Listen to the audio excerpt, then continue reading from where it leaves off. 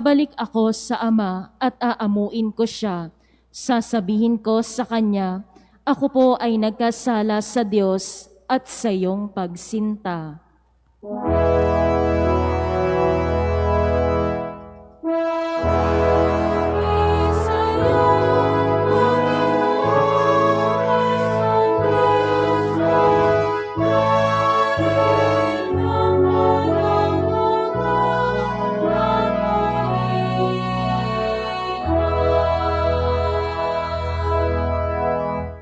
Sumainyo ang Panginoon. At sumaiyo rin. Ang mabuting balita ng Panginoon ayon kay San Lucas. Papuri sa iyo, Panginoon.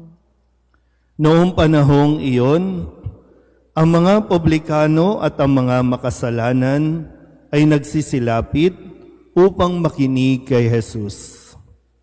Nagbulong-bulungan ang mga Pariseo at ang mga iskriba. Ang sabi nila, ang taong ito'y nakikisalamuha sa mga makasalanan at nakikisalo sa kanila. Kaya't sinabi sa kanila ni Jesus ang talinghagang ito. Isang tao ang may 2 anak na lalaki. Ang wika ng bunso, Ama, ibigay na po ninyo sa akin ang mamanahin ko. At binahagi sa kanila ng ama ang kanyang ari-arian.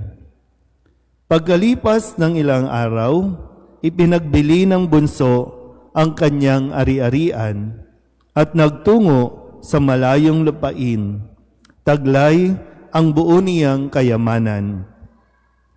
At dooy nilustay na lahat sa diwastong pamumuhay. Nang malustay na niya ang kanyang kayamanan, nagkaroon ng matinding taggutom sa lupaing yaon at nagdalita siya. Kaya't namasukan siya sa isang mamamayan ng lupaing yaon. Siya'y pinapunta nito sa bukid upang mag-alaga ng baboy. Ibig sana niyang punan ang kanyang pagkain kahit na mga bungang kahoy na ipinakakain sa mga baboy, ngunit walang magbigay sa kanya. Nang mapag-isip-isip niya ang kanyang ginagawa, nasabi niya sa sarili, ang mga alila ng aking ama ay may sapat na pagkain at lumalabis pa. Samantalang ako'y namamatay ng gutom dito. Babalik ako sa kanya at sasabihin ko, Ama, nagkasala po ako sa Diyos at sa inyo. Hindi na po ako karapat-dapat na tawagin ninyong anak. Ibilang na lamang ninyo akong isa sa inyong mga alila. At tumindig siya at pumaroon sa kanyang ama. Malayo pa'y natanawan na siya ng ama at ito'y labis na nahabag sa kanya. Kaya't patakbo siyang sinalubong, niyakap at hinagkan. Sinabi ng anak, Ama, nagkasala po ako sa Diyos at sa inyo. Hindi na po ako karapat-dapat na tawagin ninyong anak. Ngunit tinawag ng ama ang kanyang mga alila. Madali, dalhin ninyo rito ang pinakamahusay na damit at isuot sa kanya. Suotan siya ng singsing at panyapak.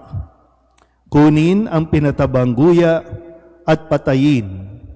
Kumain tayo at magsaya. Sapagkat namatay na ang anak kong ito, ngunit muling nabuhay. Nawala, ngunit nasumpungan. At sila'y nagsaya. Nasa bukid noon ang anak na panganay. Umuwi siya at nang malapit na sa bahay, ay narinig niya ang tugtugan at sayawan. Tinawag niya ang isa sa mga alila at tinanong, Bakit? May ano sa atin? Dumating po ang inyong kapatid, tugon ng alila. Ipinapatay ng inyong ama ang pinatabang guya, sapagkat nagbalik siyang buhay at walang sakit.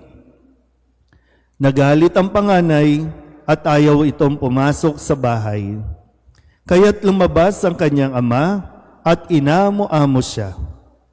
Ngunit sinabi nito, pinaglingkuran ko po kayo sa loob ng maraming taon at kailanmay hindi ko kayo sinuway. Ngunit ni minsay, hindi ninyo ako binigyan ng kahit isang bisirong kambing para magkatuwaan kami ng aking mga kaibigan. Subalit nang dumating ang anak ninyong lumustay ng inyong kabuhayan sa masasamang babae, ipinagpatay pa ninyo ng pinatabang guya. Sumagot ang ama, Anak, lagi kitang kapiling at lahat ng ari-arian ko'y sa iyo. Ngunit dapat tayong magsaya at magalak, sapagkat namatay na ang kapatid mo, ngunit muling nabuhay, nawala, ngunit nasumpungan. Ang mabuting balita ng Panginoon. Pinupuri ka namin, Panginoong Jesucristo. Isang magandang umaga po sa inyong lahat. Tayo po ay nasa ika-4 na linggo na ng ating 40 araw na paghahanda para sa Pasko ng Pagkabuhay. Ika-4 na linggo. Papalapit na tayo ng papalapit para sa ating pong pagdiriwang ng pagpapakasakit, pagkamatay at muling pagkabuhay ni Kristo. Sabihin nyo nga sa katabi ninyo, magsaya ka naman. Ano bang ikinakalungkot mo? Ano bang dahilan ng iyong kalungkutan? Kasi po, ang maging masaya o maging malungkot ay desisyon natin yan. Ha? Yung bang paggising mo pa lang ng umaga, magdidesisyon ka na kung magiging masaya ka ba ngayon o katulad ng dati, katulad kahapon, malungkot ka pa rin. Yung bang kahit na mayroon ka ng sakit na iniinda, kahit sumasakit na mga kasukasuan mo, ikaw pa rin ang pipili kung magiging malungkot ka ba o magiging masaya. Nasa ika-4 na linggo tayo. At ang sabi nga sa panimula ng ating misa, ito ay tinatawag na letare. Sabihin niyo nga po, letare. So ito ay wikang Latin. Sa Ingles, ibig sabihin, to rejoice. Sa Tagalog, magsaya. At yan yung panawagan sa atin, magsaya tayo. Kahit na mayroon tayong mga pinagdaraanan, hindi natin dapat hayaan na mawala ang saya sa ating buhay. Sa ating ebanghelyo, sa araw na ito yung kwento, halos familiar naman tayo dito, kaya lang hindi natin masyadong pinagninilayan o pinagtutuunan ng pansin. Ang kwento na malapit sa ating lahat. Ito ang kwento ng bawat pamilya. Ano bang mararamdaman ng magulang kapag ang kanyang mga anak ay hindi nagkakasundo? Ano ba ang nararamdaman ng mga anak kapag ang mga magulang ay nagiging pabaya? Pero tingnan po natin, kasi ang pinanggagalingan ng ating pong kalungkutan kadalasan nasa pamilya. Pero ang pinanggagalingan ng tunay na kaligayahan natin ay nasa pamilya pa rin. Sa pamilya pa rin tayo uuwi. Anuman ang mangyari, piliin natin ang pamilya. Isa-isahin natin ang konti, Sa ating pong ebanghelyo, mayroong isang ama na may 2 anak. Yung bunso, kinuha ang kanyang mana. Pagkabenta ng kanyang ari-arian, nagpakaliwaliw na, nagpakalayo-layo, namuhay ng basta-basta, ginastos ang kanyang pera sa walang kabuluhan hanggang sa maubos ito. At dahil wala na siyang makain, wala na rin siyang kaibigan. Kasi doon talaga, kapag wala ka ng pera, doon mo makikilala kung sino ang tunay na mga kaibigan mo. Subukan mo manglibre linggo-linggo, dadami ang kaibigan mo. Pero masaya ka, di ba? Kasi wow, ang daming kumikilala, ang daming lumalapit, pero ang totoo ay kaya ka nilalapitan ay dahil meron kang naibibigay. Pero sumapit ang panahon, nawala lahat ito sa bunso. Naghirap, nagutom, at doon niya na-realize na mali ang kanyang ginawa. At ang mahalaga doon, yung natuto siya, kung kaya't ninais niyang bumalik sa kanyang ama, magsisi at humingi ng tawad. Nakuha po ba? Okay. Yung sumunod na eksena, nung pauwi na siya, nakita na siya ng kanyang ama. Malayo pa, nakita na siya. Pero ang damdamin ng ama, hindi lungkot, hindi galit, kundi saya. Nagbabalik na ang kanyang anak. At ramdam na marahil nito ang pagsisisi ng kanyang anak. Kung kaya, hindi na sumbat ang isinalubong, kundi yakap. Okay pa ba tayo? Wala nang sumbat. Basta ang mahalaga ay kung babalik ka, dapat handa ka talagang magsisi. Kesa minsan kasi may bumabalik, wala lang, parang walang remorse, walang pagbabago, wala lang, kasi wala lang matuluyan, wala lang makain. Pero dito, sa tagpong ito, nakita nung tatay na nagsisisi na ito, kung kaya't tapos na yon. Ama siya, anak niya ito, nangangailangan nito ng pagkalinga. Kaya niyakap, binihisan, ibinalik ang dangal sa anak niyang ito. At ang paanyaya ng ama, maghanda tayo, magkainan tayo, magsaya tayo, dahil nagbalik na ang kanyang nawawalang anak. So, okay pa ba tayo? Okay. Yung pangatlong karakter, yung panganay, na laging nandiyan, tumutulong sa ama, nagsisikap pa rin, pero hindi niya matanggap na bumalik na ang kanyang kapatid. Kasi para sa kanya, mali ang ginawa nito at hindi na dapat tanggapin. Kaya sinuyo ng ama at iniimbitahang pumasok at makipagsaya. Hindi natin alam kung pumasok siya o hindi.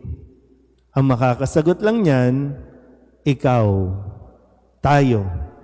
Kung tayo ba ito, papasok ba tayo o magagalit lang tayo? Kaya, saan nanggagaling ang kalungkutan natin? Madalas kasi, nag-i-stay tayo doon sa nasaktan ka, doon sa mali ang ginawa niya, nag-i-stay tayo doon sa sakit, doon sa hirap, ayaw nating kalimutan yon. Kaya, yun, mas pinipili natin maging malungkot. Pero bang, kaya nga yung paanyaya, pasok na. Kasi tayo din naman lahat, nagkakasala. Ang ginagawa ng Diyos sa atin, pinapatawad tayo. Hindi mo na kinakailangan magdahilan, basta taos sa puso na ikaw ay nagbabalik, tatanggapin tayo ng Diyos. At yun yung kailangan natin matutunan. Kasi pag tayo, pag nagkamali, alis ka. Huwag ka nang babalik dito. Pag bumalik, palalayasin. Nung pumasok ba kayo ng simbahan, dyan sa pintuan, ipinamukha ba ng Diyos sa iyo kung ano ang kasalanan mo? Wala. Wala tayong naririnig mula sa Diyos. May maririnig ka mula sa tao, mula sa katabi mo. No? Isusumbat ng isusumbat, ibabalik ng ibabalik. Kung nagnakaw ka, ibabalik yan. Ay, yan, nagnakaw yan dito eh.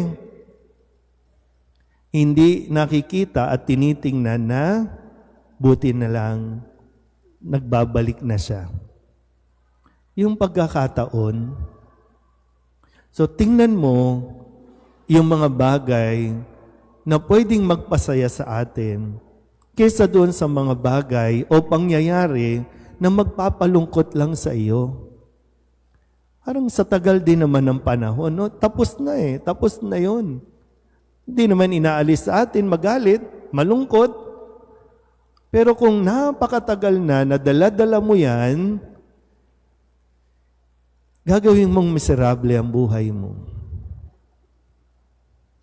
Sa mga nangyayari po sa paligid natin, no? Talagang, minsan, makakalungkot lang, no? Kasi maraming Katoliko sumusuporta sa mga gumawa ng mali. Yun yung reaksyon natin, no? Pero sa isang banda, titinan din natin, dahil sa pangyayaring yon, biriyan mo, ang daming tao ang nakuhang magdasal. Diba? Kung lagi lang tayong titingin doon sa, ay, sumusuporta sa kriminal yan eh. Pero pag pinapanood mo, no, ang dami-daming tao na dati hindi nila nagagawa yung mag-vigil, magsindi ng kandila, magdasal, kahit ano pa man. Pero biruin mo yun, dahil sa pangyayaring yun, dati hindi isang minuto, hindi nakakapagdasal ang mga yan, pero dahil doon, nagdadasal, magdamag. Di ba? Kahit sabihin na, makoy, may mali, pero napapalapit din naman sila sa Diyos dahil doon. Kahit nga yung pinagdarasal, ayaw sa Diyos o ayaw kumilala sa Diyos natin kasi may sariling Diyos. Pero ang mga taong to, lalong-lalo na yung mga Katoliko, wow, yun lang pala ang magpapadasal sa kanila. Yun lang pala yung magpapatawag sa kanila sa Diyos. Laging mayroong magandang nangyayari. Kahit na napakapangit na ng sitwasyon, mayroong magandang na idudulot at nagagawa. Kailangan lang talaga natin matutong tumingin ng mas malawak. Hindi tayo pwedeng maging makitid ang ating mga utak. Pero sana tayo din, matuto tayong kumilala sa ating pagkakamali, humingi ng tawad, at kung may mga tao din na nagbabalik loob, buksan din natin ang mga pinto para nang sa ganon, makapasok din tayo at maging masaya sa kanilang pagbabalik. Amen?